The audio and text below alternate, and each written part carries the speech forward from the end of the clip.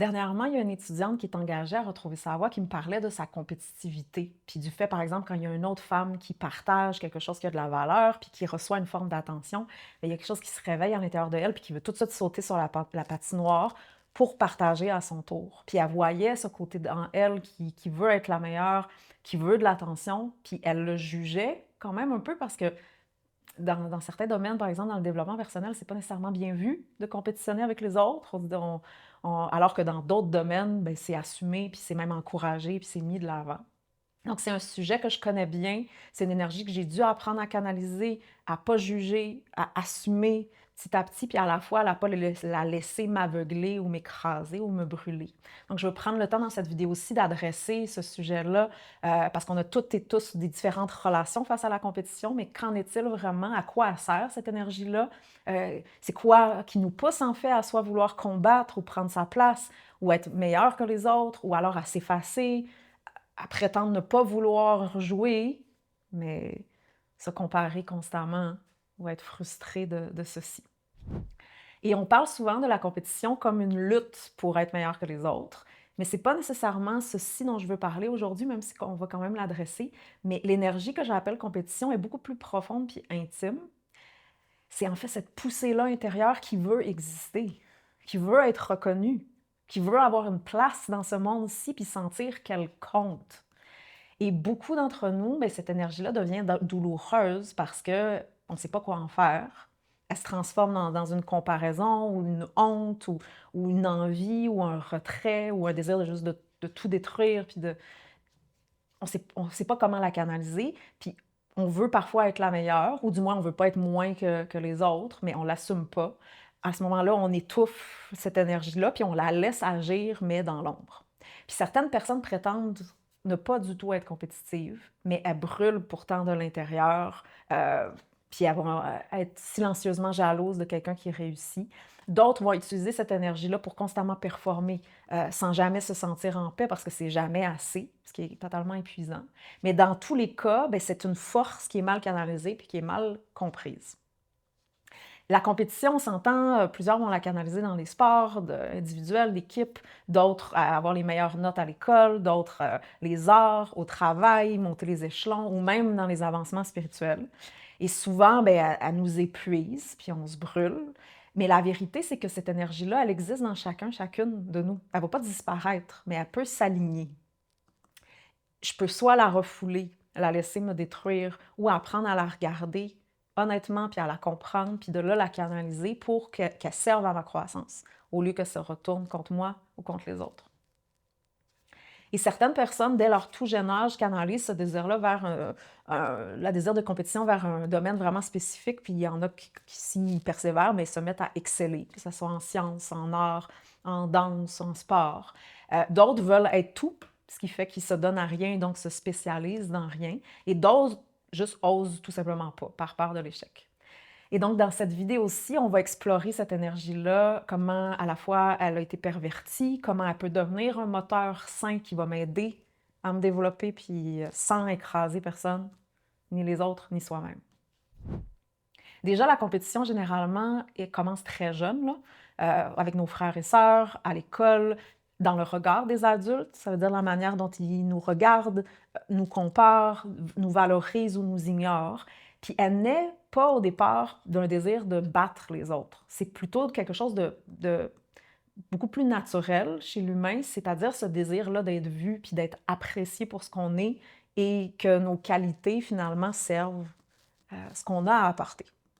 Mais dans la majorité des cas, on n'a pas reçu une éducation adéquate qui va nous aider à nous épanouir réellement dans cette direction-là. Donc, on grandit confus, incertain, insécure, au fond. Et ce manque de fondation-là ben, fait qu'on sent constamment le besoin de se prouver.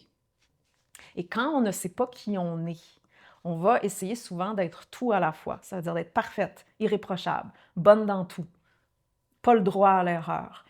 Parce qu'on n'a pas confiance en notre propre couleur, ce qu'on peut réellement apporter. Puis souvent, en fait, on ne sait même pas qu'en est-elle. Ou alors, à l'opposé, on va tout faire tout croche, jamais réellement se donner, s'auto-saboter pour s'assurer que la barre soit pas trop haute puis qu'il n'y ait pas d'attente, que les autres s'attendent à rien de soi. Donc, lorsque quelqu'un possède quelque chose que je n'ai pas, Au lieu de pouvoir le recevoir véritablement puis apprendre de cette personne-là, bien, généralement, souvent, on va se sentir menacé. Comme on ne sait pas qui on est, bien, on n'est pas capable de prendre notre juste place et donc on n'est pas capable de véritablement non plus voir l'autre. Et on a tendance à constamment compenser d'une manière ou d'une autre, soit en prenant trop de place, en exagérant, puis en devenant arrogant, puis en écrasant les autres, ou soit en s'effaçant, puis en prenant le moins de place possible, puis en se cachant, puis en essayant de disparaître. Mais le fait de s'agrandir ou de s'effacer, c'est deux façons finalement de se protéger puis de ne pas être vulnérable. Puis ça semble souvent plus facile que d'affronter notre réel désir, puis cette force-là intérieure qui nous pousse à vouloir devenir la meilleure version de soi-même. Et dans certains contextes, la compétition est évidente, est assumée, comme je parlais dans le cas de sport. Il n'y a aucune honte à vouloir battre l'autre équipe. Ça fait partie du jeu, c'est comme ça. Par contre, dans d'autres domaines, c'est plus mal vu. Par exemple, dans les relations interpersonnelles, mais à la racine du désir de compétition, c'est pas négatif. Quand c'est aligné, c'est ce désir-là d'actualisation de soi, de devenir simplement qui nous sommes, le meilleur de nous-mêmes. Et à un moment donné, à travers notre parcours de guérison, bien, on réalise que à peu près tout ce qu'on fait, toutes nos actions sont motivées du désir de se prouver puis d'être vu, que c'est en fait le moteur. Puis c'est pas particulièrement beau à voir en soi parce que c'est souvent inflammé, puis débalancé, puis frustré, ignoré, puis même des fois, il y a un désir de vengeance. Et on croit inconsciemment, parfois même qu'on ne mérite pas le succès, qu'on n'y a pas droit. Ou même parfois, on le juge comme si c'était mauvais. Le fameux au Québec, être né pour un petit pain. Et si c'est ce modèle-là qu'on a intériorisé, qu'on a intégré inconsciemment, bien, on va le projeter sur les personnes qui réussissent, puis on va les envier. Parce qu'au fond, là, on veut nous aussi réussir à s'assumer. C'est humain. Et ça crée donc une expérience négative face à la croissance d'autrui. Si moi-même, je ne suis pas en voie de m'épanouir et de m'accomplir, c'est certain. Si je ne suis pas en train d'avancer sur ma voie, je vais être confrontée quand d'autres le sont. Et quand quelqu'un donc réussit dans quelque chose, bien, au lieu d'être véritablement heureux, heureuse, bien, on va se sentir à ce moment-là moins tout petit. Puis on se dit, ah non, ça aurait dû être moi. Puis là, l'énergie se déforme puis devient réactive.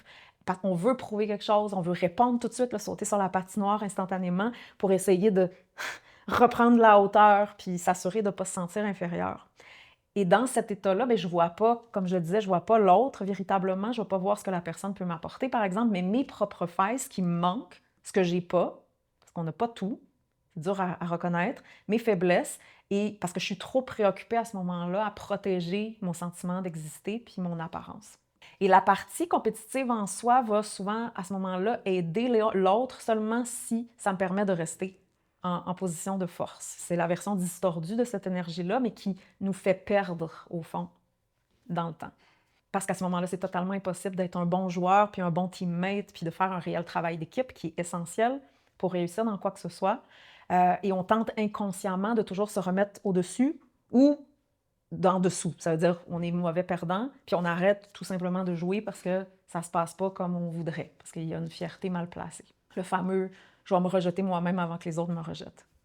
Puis pourtant, cette même énergie-là peut être utilisée pour travailler réellement mes propres faiblesses plutôt que les cacher, puis ainsi réellement grandir. Si on prend par exemple un joueur de hockey qui est arrogant parce qu'il est talentueux, il compense constamment pour ses faiblesses, pour les cacher autant à lui-même qu'aux autres. Versus un autre joueur qui peut-être est moins talentueux ou moins flashy, moins show-off, mais qui prend vraiment le temps pour travailler ses faiblesses, pour réellement les comprendre, se perfectionner. Mais celui-ci va souvent éventuellement dépasser celui qui est plus talentueux, mais dont l'ego veut bien paraître. Il n'est pas vraiment intéressé à se perfectionner puis à devenir le meilleur. Il veut juste bien paraître.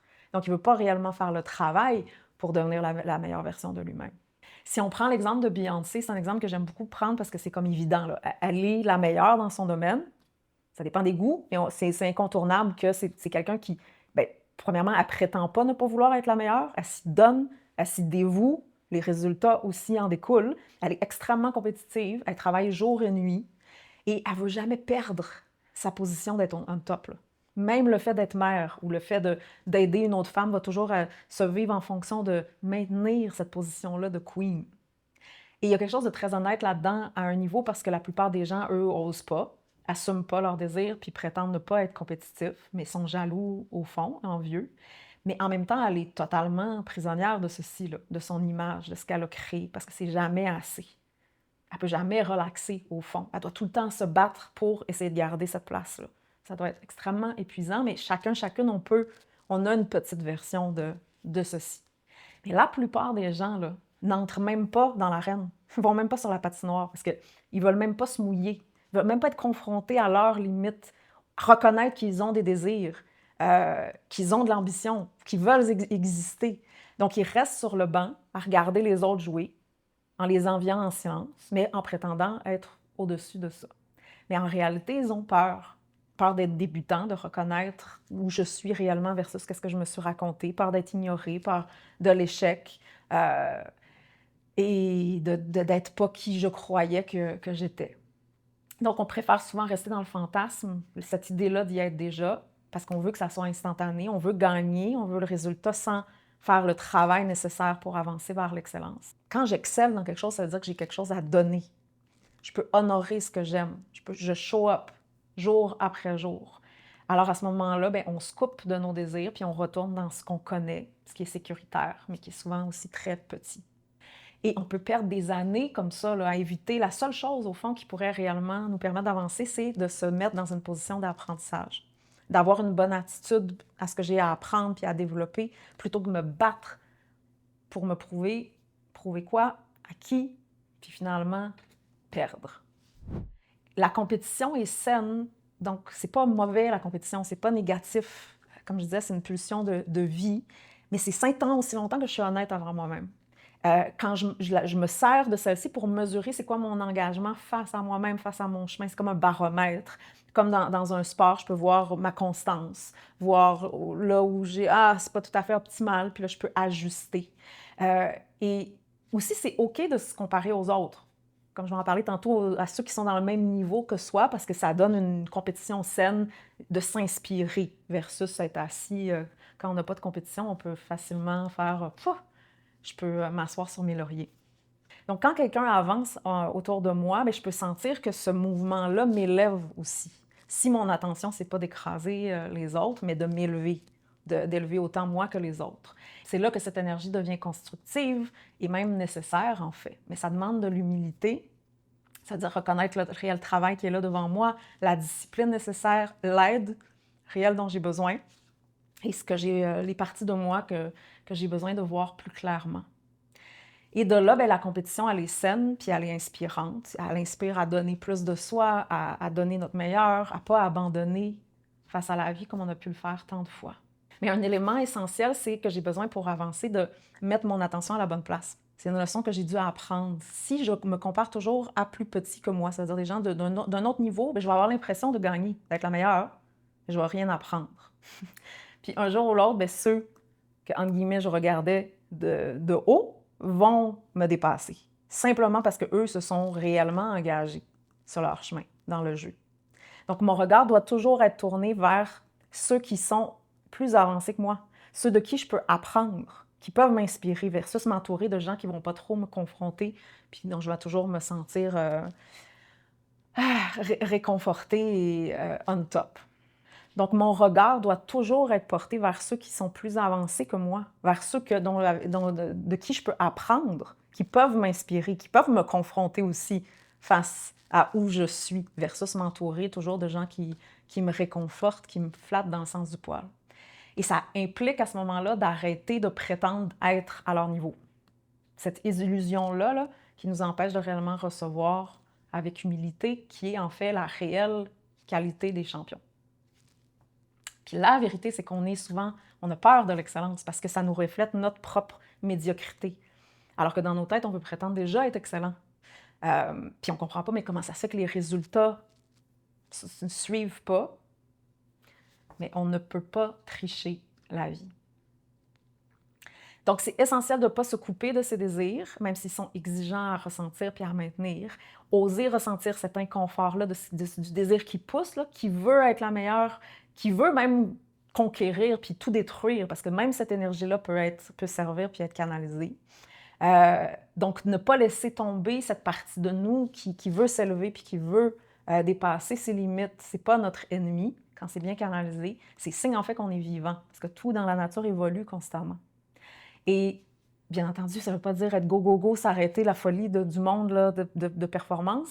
Quand je suis vraiment sérieuse à avancer, ça veut dire que j'ai clairement besoin de me ressourcer puis de me donner ce dont j'ai besoin. Et cette énergie-là, ultimement, elle ne nous pousse pas à vouloir être meilleure que les autres, mais elle nous pousse à vouloir devenir la vraie version de soi, la version plus claire, plus alignée de nous-mêmes, celle qui crée puis qui sert à quelque chose, puis celle qui élève naturellement.